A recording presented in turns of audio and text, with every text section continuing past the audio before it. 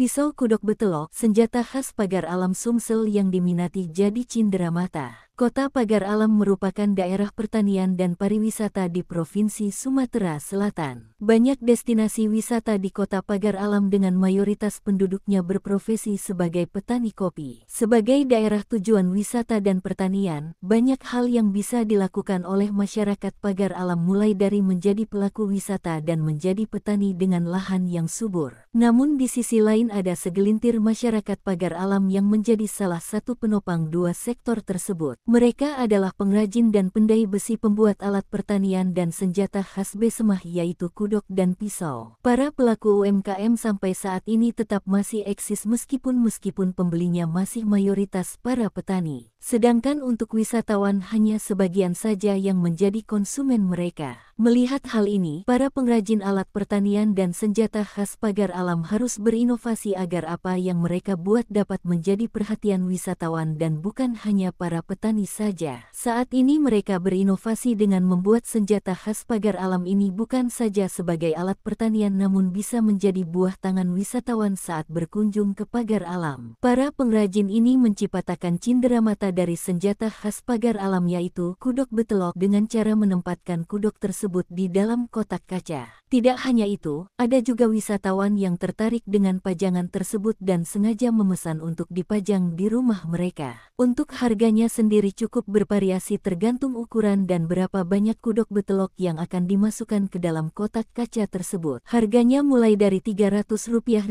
sampai Rp1 jutaan tergantung ukuran dan jumlah senjata khas kudok betelok yang akan dimasukkan dalam kotak kacanya. Adi, seorang pandai besi yang menempa besi menjadi kudok, mengatakan, jika saat ini pesanan untuk pembuatan alat pertanian dan senjata khas Pagar Alam kudok betelok masih stabil. Laporan wartawan Sripoku.com, Wawan Septiawan.